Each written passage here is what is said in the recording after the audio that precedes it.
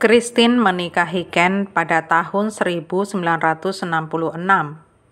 Mereka membesarkan putra mereka dan tinggal di sebuah rumah di Palo Alto, California.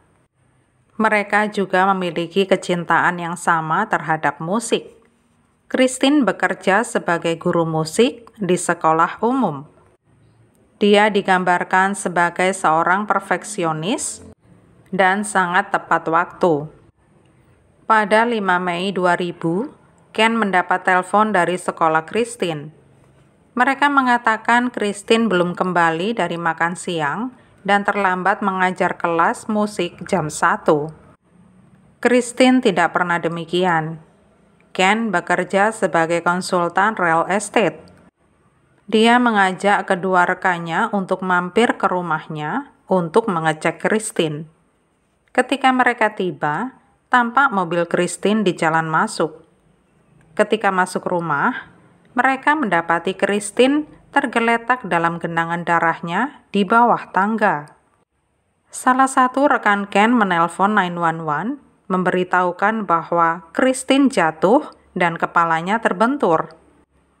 Christine dinyatakan tewas di TKP. Sekilas, sepertinya Christine terjatuh saat membawa cucian menuruni tangga. Dia mengenakan sepatu yang tidak aman dan sepatu tersebut ada di tangga. Namun polisi curiga karena posisi sepatu tidak sesuai dengan posisi orang yang jatuh dari tangga. Seorang ahli patologi forensik juga mendapati hal yang tidak konsisten selama otopsi. Di bagian kepala dan leher terdapat 7 bagian yang terkoyak dan tampak dia dicekik secara manual.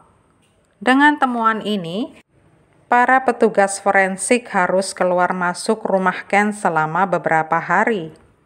Mereka tidak menemukan percikan darah di dinding atau tangga, yang berarti Christine kemungkinan besar dibunuh di tempat lain di dalam rumah. Saat polisi memeriksa dapur, barulah didapati bercak darah di kaki dan dudukan kursi. Ruangan itu disemprot dengan luminol dan langsung menyala di banyak titik. Christine diserang oleh pembunuhnya pada saat dia makan siang. Selain di kursi, dinding di dekatnya juga berlumuran darah. Ada juga darah di tangga antara dapur dan basement. Setelah tidak sadar atau bahkan meninggal, Christine kemudian diseret menuruni tangga. Ada jejak sepatu yang mengarah dari dapur menuruni tangga.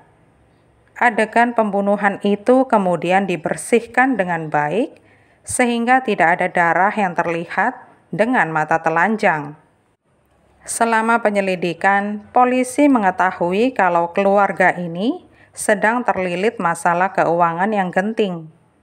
Christine sempat bercerita kepada teman-temannya kalau dia berencana meninggalkan Ken dan menjual rumah. Polisi juga mengetahui kalau putra sulung mereka, Justin, ternyata bukan putra kandung Ken. Mereka memperhatikan foto keluarga di rumah tersebut dan berkomentar bahwa salah satu putranya tidak mirip dengan putra satunya lagi. Saat wawancara, Ken salah menyebut Justin sebagai anak sulung Christine. Dia keceplosan saat mengatakan hal itu. Polisi langsung menangkap kejanggalan ini dan mempertanyakannya. Ken pun berusaha untuk menutupinya dengan menyebut Justin anak kami. Ayah biologis Justin adalah seorang pria bernama Bob yang pernah bekerja sama dengan Ken dan menjadi teman bagi keluarga ini. Setelah Justin lahir, Bob menjadi ayah baptis Justin.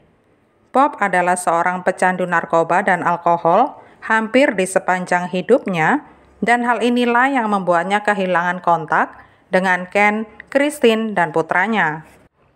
Christine berencana memberitahu Justin siapa ayah biologisnya yang sebenarnya setelah dia lulus kuliah. Dia berencana mengundang Bob dan memberitahu orang-orang yang dikenalnya tentang siapa ayah Justin yang sebenarnya. Christine juga sudah menjalani tes paternitas dan memang benar ayah biologis Justin adalah Bob. Banyak yang mengklaim bahwa Ken tidak tahu kalau dia bukanlah ayah Justin, tetapi banyak yang meyakini kalau Christine pastinya akan memberitahu Ken terlebih dahulu sebelum mengumumkannya ke publik. Pihak polisi akhirnya mempersempit tersangka mereka, yaitu Ken.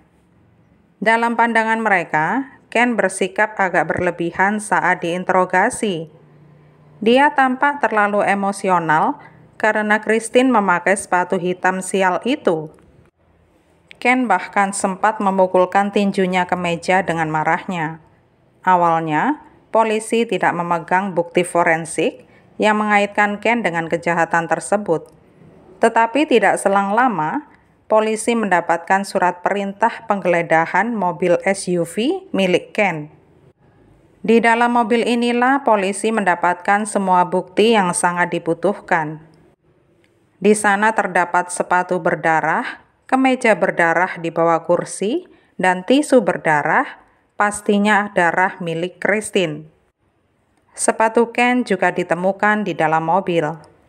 Sepasang sepatu ini tampak agak dibersihkan, tetapi saat diukur dengan jejak yang ditemukan di TKP, ternyata cocok. Tampak ada setetes darah pudar di atasnya, itu artinya sepatu itu sedang dikenakan oleh Ken pada saat dia membersihkan darahnya.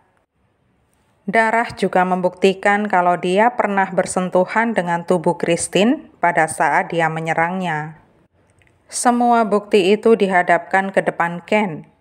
Dia berdalih dengan mengatakan kalau tisu berdarah itu asalnya dari kecelakaan kecil yang dialami Christine di bagian tangannya saat berkebun sekitar seminggu sebelum peristiwa pembunuhan. Sementara, ahli patologi forensik memastikan kepada polisi kalau Christine tidak memiliki luka di tangannya. 2 minggu setelah pembunuhan Christine, Ken pun ditangkap. Dia diadili setahun kemudian. Penuntut mengatakan kalau Ken berbohong tentang keberadaannya hari itu berdasarkan bukti yang ada. Ken sendiri mengklaim kalau pada hari pembunuhan, dia sedang berada di Belmont yang berjarak sekitar 14 km dari kediamannya di Palo Alto. Dia mengatakan urusannya di Belmont adalah melihat tanah kosong. Tetapi sayangnya, catatan teleponnya mengatakan sebaliknya. Pada pukul 12.20, catatan telepon Ken menunjukkan kalau dia berada di Palo Alto. Di saat itulah, Christine mengambil kopi dan hendak menikmati makan siang. Pada pukul 13.40, Ken kembali melakukan hubungan telepon di Palo Alto saat dia menghubungi 911.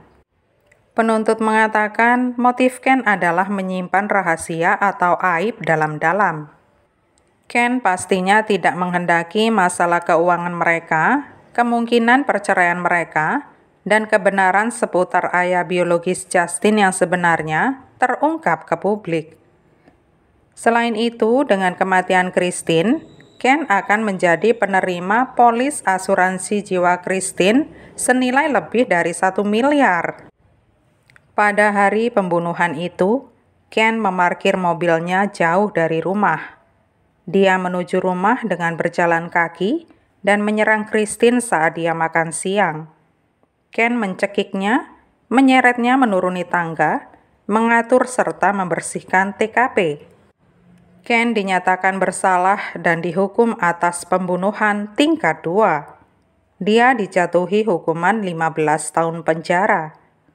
Ken mempertahankan ketidakbersalahannya dan mengklaim penyusup yang membunuh istrinya. Dia pun mengajukan banding atas kasusnya. Tetapi, Mahkamah Agung California menolak bandingnya pada 2006. Pada Februari 2012, Ken dibebaskan bersyarat dari penjara. Pada Oktober 2012, atau 8 bulan setelah pembebasan bersyaratnya, Ken meninggal karena penyakit Parkinson.